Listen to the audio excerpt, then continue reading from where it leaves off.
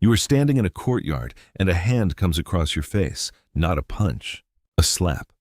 The flat, stinging kind, thrown with the back of the hand, the kind that is not meant to hurt you so much as to inform you, to put you back where you belong. And you have felt some version of it, even if no one ever actually touched you. The boss who talks over you until you go quiet. The comment that lands like a small public execution. The person with more power than you, who decides in front of everyone to remind you exactly how small you are. And you already know what Jesus is supposed to have said about a moment like that. Turn the other cheek. You have heard it your whole life, and you have heard what it is supposed to mean. Take it, absorb it, do not fight back, be the doormat. Christian meekness, we are told, is just a holy-sounding word for weakness, a soft smile while the world walks straight over you. That is not what Jesus said, not even close. And the proof has been sitting in the sentence for 2,000 years, in a single word that almost every translation keeps and almost every reader steps right over. The word is right. Whoever slaps you on your right cheek. Here's the strange part. When Luke tells this exact same teaching, he just says cheek. Only Matthew writes right, and he did not add that word by accident. Because the moment you understand which cheek and which hand, this stops being a command to lie down and quietly becomes one of the most dangerous things a powerless person could do to a powerful one. And the word right is not even the only thing hiding here. There is a second word, one line earlier, that your Bible probably translates as resist, and in the original, it is a word taken straight from the battlefield. So the real question is not whether Jesus told you to be weak. The question is why he aimed you so precisely at the right cheek, and the answer is far more subversive than a simple yes or no. Start with the hand. In the world Jesus was speaking into, you did not strike a person with your left hand. The left hand was reserved for unclean things, for the tasks no one names at the dinner table, and using it against another human being was itself an insult. The community that copied and guarded the Dead Sea Scrolls wrote this into their rulebook. A man caught even gesturing with his left hand had to do penance for 10 days. So when a blow landed, it landed with the right. Every time. Now stand in front of me and try it in the air, slowly. You are facing another man. You want to strike his right cheek and you only have your right hand. Swing forward, palm open, and your hand lands on his left cheek, not his right. The geometry simply will not let you reach the right cheek that way. There is exactly one motion that gets your right hand to his right cheek. You have to come across your own body and hit him with the back of your hand. A backhand. The Greek word Matthew uses for the strike, rapizo, is precisely that kind of blow, a sharp, contemptuous slap across the face. And a backhand in that culture was never how you fought a man. It was how you disciplined one. The backhand was the blow a master gave a slave, a Roman gave a Jew, a husband gave a wife, a parent gave a child. It traveled in one direction only, downward, from someone above to someone below. And its purpose was not to win a fight, but to end a conversation. To say without a single word, you are beneath me, and we both know it. The rabbis knew exactly what that blow was worth. In the Mishnah, the written collection of Jewish law set down not long after Jesus lived, there is a price list for injury, fine by fine. It sets the penalty for striking a man with an open hand at 200 zuz, already a serious sum. Then it comes to the backhand, and for the backhand the fine doubles, 400 zuz, twice the penalty, not because a backhand hurt twice as much, but because it shamed twice as much. The law itself put a price on the humiliation and priced it higher than the pain. Sit with that for a second. The blow in this verse is not a brawl. It is a message. It is domination delivered across the face. And here is the part almost no teacher mentions. In that world, honor was not a private feeling you carried around inside your own chest. It was a public rank, assigned and reassigned in front of witnesses as real and as tradable as a field or a coin. So a public backhand was never just an insult you would shake off by nightfall. It was a transaction. It moved you down the ladder in front of everyone standing there. And everyone standing there quietly adjusted how they would treat you the next morning. That is exactly why the powerful used it out in the open and not behind closed doors. The point was never really the pain on your cheek. The point was the crowd, the shift in the room, the lowered eyes, the smaller place they would now expect you to keep. When that hand landed, It was not asking you a question. It was reading out a verdict. And the world Jesus stood in offered a man on the receiving end of that message exactly 2 answers. And the whole of Judea was tearing itself apart, arguing between them. The first answer belonged to the zealots. These were the revolutionaries, the men who believed the only reply to Roman domination was the blade. And Jesus had one of them standing in his own circle of 12, Simon, remembered by the name the Zealot. The Zealot creed was simple and, in its own way, noble. No foreign master, no bowed neck. When Rome backhands you, you answer with steel. And they were not wrong to be angry. No son of Israel, they said, should have to stand in his own land and be treated like a slave. But the Zealots' road went somewhere, and the historian Josephus, who watched it happen, tells us where. It ended in a war, and the war ended with the temple in ashes and Jerusalem torn to the ground. The sword reached for dignity and came home with a grave. And Josephus knew these men from the inside. He had once been a commander in that revolt himself, before it swallowed everything he loved. He describes a movement that began as an honest refusal to bow and slowly hardened into daggers slipped into crowds, killings carried out in broad daylight, faction turning on faction inside the starving city, while the real enemy sat patiently outside the wall. The zealot answer to the backhand was not cowardice. It was raw courage, aimed in the one direction that could never save them. The second answer was simpler and quieter. Take it. Lower your eyes, absorb the blow, and let the powerful stay powerful. Survive by disappearing. So there they were, the sword or the swallow, fight or fold. And everyone assumed those were the only 2 doors in the room. And Jesus, standing on that hillside, looks at both doors and says there is a third. Turn to him the other cheek also, the other one, the left. Now go back to the geometry, because this is where everything turns. The man has just backhanded your right cheek with his right hand. You do not run. You do not swing. You turn your head slowly, deliberately, and you offer him the left cheek. And look now at his hand, because his right hand is still the only one he is allowed to use. But a backhand cannot reach your left cheek. The angle is simply gone. To strike your left cheek, he has to come at you with the flat of his open palm or with a closed fist. And in that world, the open palm and the fist were the blows you traded with an equal. The blow you gave a man who stood on the same ground you did. Do you feel what has just happened? You have not hit him. You have not insulted him. You have not said one word. You have simply changed the geometry of his own arm so that he cannot strike you a second time without treating you as a peer. And now he is trapped in a choice he cannot win. He can stop and watch his power to shame you evaporate in front of the whole crowd.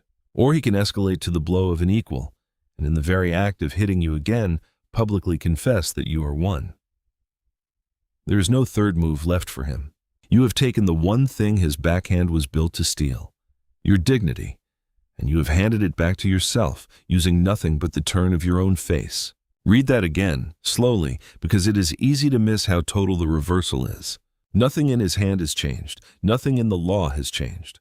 Nothing in his rank, his wealth, his soldiers, or his standing has changed. The only thing that moved in the entire scene is a few inches of your own face, and those few inches took the meaning of the blow completely out of his control and dropped it into yours. The backhand only works if you stay facing forward and take it on the cheek it was aimed at. Turn, and the weapon breaks in his grip. And here is where the zealot quietly loses the argument, not to a better sword, to his own goal. Everything the zealot ever wanted, every ounce of it, was that no son of Israel would be forced to stand before Rome as a slave. And that is exactly, precisely, what the turned cheek accomplishes. It refuses the slave's posture completely. It just does it without handing Rome the one thing Rome was always waiting for, a reason to nail you to a cross. You cannot be executed for insurrection, for turning your head. The zealot grabbed for dignity and got a grave. The disciple reaches for the very same dignity, and there is nothing they can charge him with. And this is why that second buried word matters so much. Go back one line to where your Bible says, "Do not resist an evil person." The Greek verb there is anthistemi, and it is not a soft, sleepy word. It is a war word. It is the term for an army drawing its battle line against another army, for standing violently against a hostile force. It is even the word the Apostle Paul later uses for strapping on armor to hold your ground in the evil day. So when Jesus says, "Do not anthistemi," he is not telling you to do nothing. He is not telling you to lie down. He is saying something far sharper and far more specific. Do not meet violence with the same violence. Do not answer the sword with the sword, because I am about to put a weapon in your hands that cuts deeper than any blade. So now we can finally answer the question this whole thing has been holding on to. Why did Matthew keep the word right when Luke let it fall away? Because without it, the teaching collapses back into the very thing people think it is. A cheek is just a cheek. Turn it, take it, be soft. But the right cheek is a specific event with a specific meaning.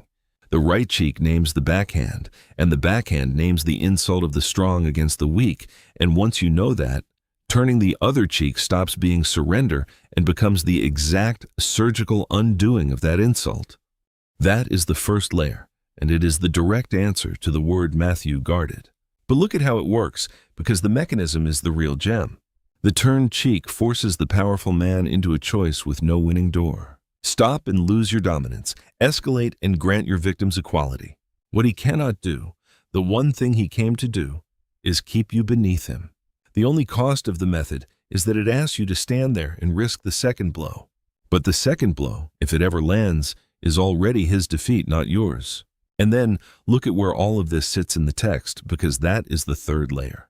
It is wrapped inside, "Do not fight back with the sword," and it flows, only a few lines later, straight into the single hardest command in the entire sermon. Love your enemies. The turned cheek is the bridge between those two. It is how you refuse to become your enemy while you also refuse to be his slave. It is a third posture, not the fist, not the flinch, a third thing entirely. If this is already changing the way you hear that verse, the most helpful thing you can do is subscribe and drop one word in the comments. Even one word tells the channel this reached a real person. And if you pray, keep us in your prayers. Now come back to that turned face, because Jesus did not only teach the third posture from the safety of a hillside. He walked into a room one night and became it. Trace the story to its final hours, and you find him arrested in the dark, dragged before the former high priest for a rushed, illegal, midnight questioning. He answers plainly, honestly, with nothing to hide, and the instant he does, one of the officials standing near him strikes him across the face. The same word again, rapizo, the backhand, the blow of the powerful put back in his place. Picture the room. It is the middle of the night, the courtyard lit low by a fire, the most powerful religious men in the nation, seated and robed and utterly certain. And there in the middle of them stands a bound prisoner who has just declined to grovel. The strike is meant to do in that room exactly what a backhand always did, to re-rank him on the spot, to remind the prisoner and every witness in one motion who is above and who is beneath. And here's the part nobody tells you about that night. Watch what Jesus does not do, because it is the whole sermon lived out in a single breath. He does not cower. He does not drop his eyes and shrink into the slave the blow is trying to make him. He does not strike back. There is no fire from heaven, no returned blow, no reach for a sword. He turns his face in the only way that matters, and he speaks. If I said something wrong, he says, then testify to the wrong. But if I told the truth, why did you strike me? He hands the shame straight back to the man who tried to give it to him. He is the one who was hit, and he is somehow the freest person standing in that room.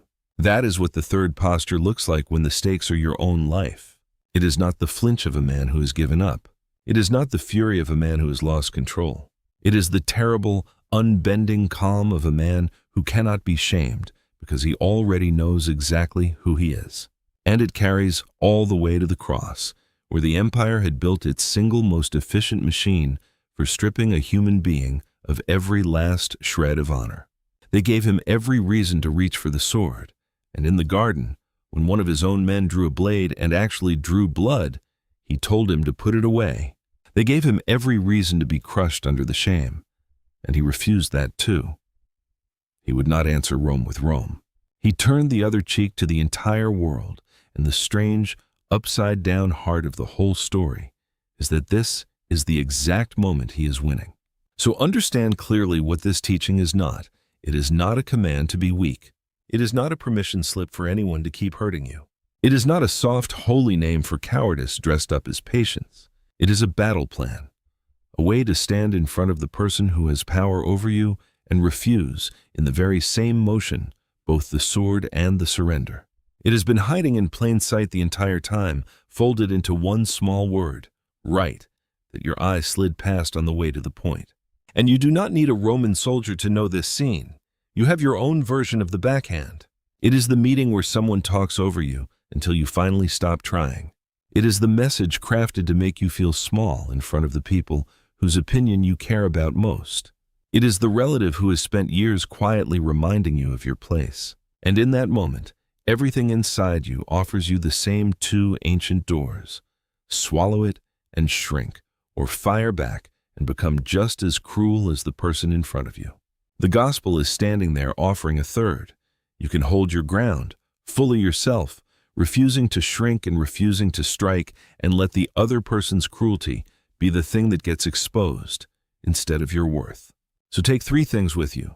The first is a fact, and it is the smallest of the three. The right cheek is not a random detail. It names a backhand, the insult of the strong against the weak, and Matthew kept that word on purpose so that you would know exactly which blow Jesus was answering. The second is closer to home. There was never only fight or flight. There was never only the sword or the swallow. There was always a third posture, standing your ground without ever raising your hand.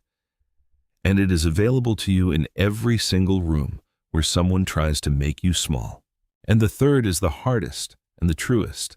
Turning the other cheek is not the absence of a weapon. It is the weapon. It takes far more strength to stand unshaken in front of someone who is trying to break you than it takes to simply break them back. And that kind of strength is not something you can manufacture out of willpower in the heat of the moment. It has to be filled up in you quietly, in the ordinary days when nobody is watching, so that it is already there, waiting, on the day the hand comes across your face. Here's my question for you, and I would honestly love to read your answer below. Where in your life this week is the hardest place to hold the third posture instead of reaching for the sword? Tell me in one line. I read them. Turning the other cheek was never about being weak. It was never about losing your honor. It was about a man moving his face a few inches and, in that small, almost unbearable motion, refusing to let the powerful decide who he was. May you learn that turn. May you stand in the rooms that were built to make you feel small and refuse, at once, both the flinch and the fist. And when the hand comes across your face, may you already be so sure of who you are and whose you are that the shame simply has nowhere left to land, so that you can turn and offer the other cheek not as a victim, but as the freest person in the room. If this changed the way you read that verse, the biggest thing you can do to help is subscribe, leave a comment, even if it is only one word, and share this with the one person who came to mind while you were watching. Someone who needs to hear that they were never called to be a doormat. Keep us in your prayers. God bless you.